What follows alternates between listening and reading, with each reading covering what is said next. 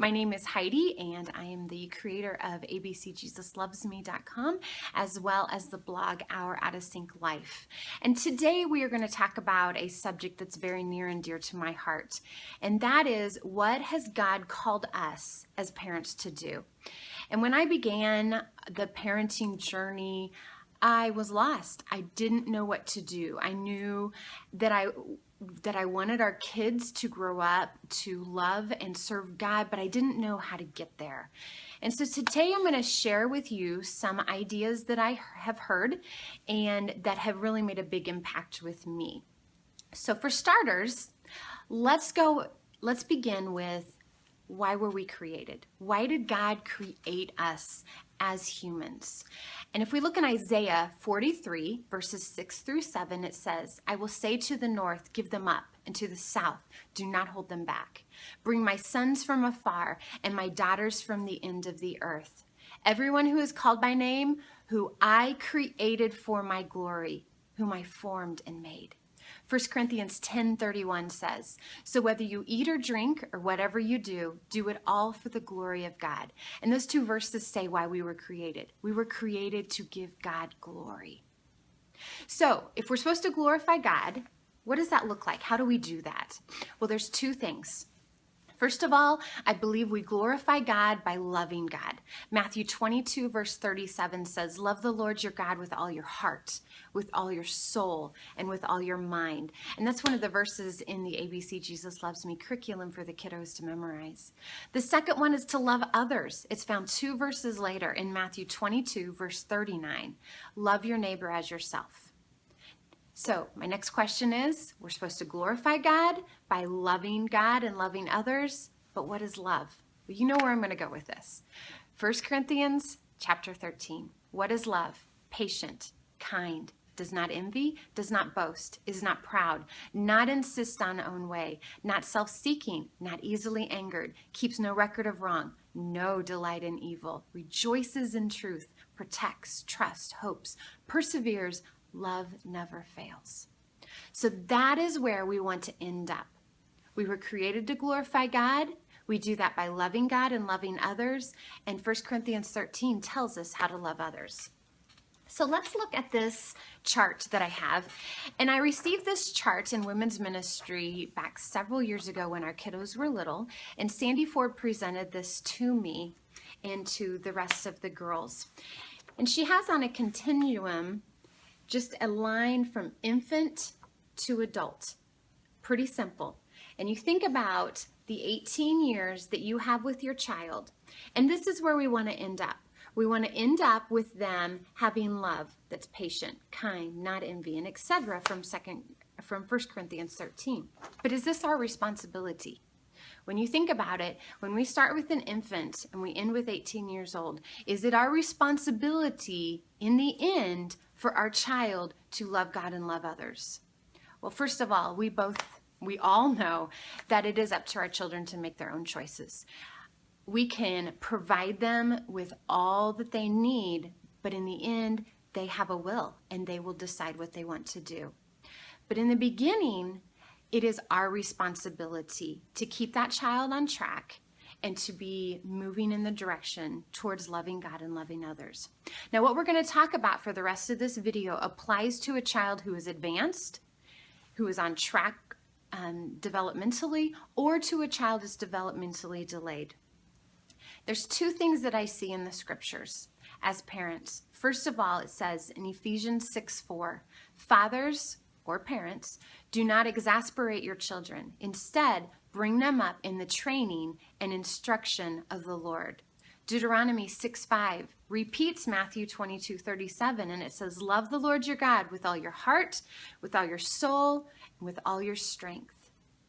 Two verses later is the theme verse for our Out of Sync life. Impress upon your children.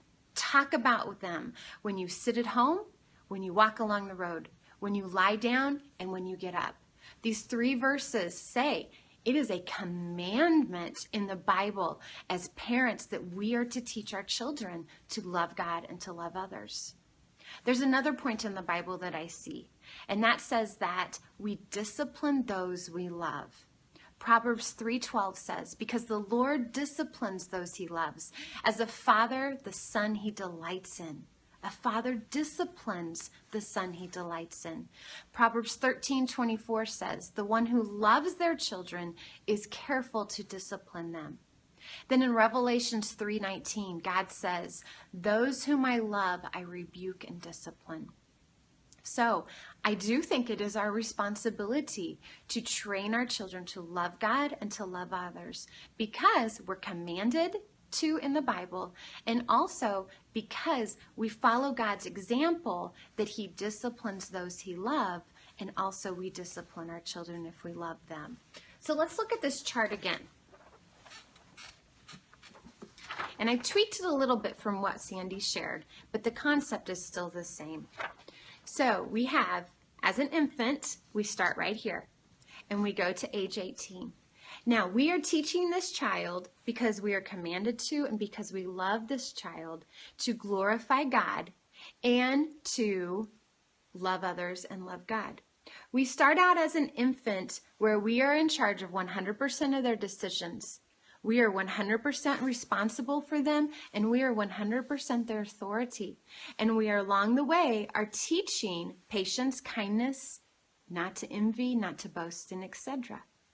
As we move through those 18 years of childhood, we are less of an authority, less decision making, to the point that the child is making 100% of their decisions, making 100%. They're 100% responsible for what they do, and the child is their authority. But notice that this is a gradual line. It's not something that drops down once the child starts exerting their will at age 2. It's a gradual line that we are teaching the children. So let's talk about a couple of things that I hear. First of all, I hear that if I discipline my child or train my child, that I will hurt the child's development. And I'm sure you've heard this comment as well. But allowing a child to be the most important person in your home is not doing him or her a favor. Actually, it's quite the opposite. God created us to glorify him. We read those 2 verses. In order to do this, a child must be outward and upward focused, not self-centered. Okay, one more thing. I can't make my child blank. And I hear this one a lot as well from people. I can't make my 2-year-old quit screaming. I can't make my 3-year-old stop throwing a fit. I can't make my 4-year-old stop hitting. Well, let's go back to our list. When we are looking at a child who is 2, 3, or 4, look at how much authority the parent is to be having.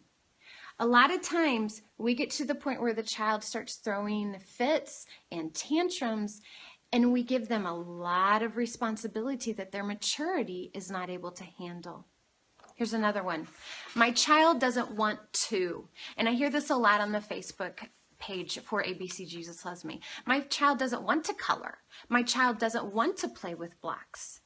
And to this, I would encourage you that a child who demands his way will be unable to put God first. A child who demands attention will be unable to put others first. As parents and teachers, we must train our children to be patient, use kind words, respect others, and obey those in authority. So it is very, very important that we teach our children to play by themselves, so that mommy can make supper. To teach a child that there are times when you can color and paint whatever you want to. And there are times when you're going to follow a pattern because you are following directions. Here's one more. My child demands my attention, which is one that I just talked about just a moment ago.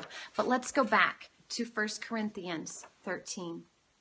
A child who demands his attention, or demands your attention, a child who demands your attention is not being patient, is not being kind, is insisting on his own ways.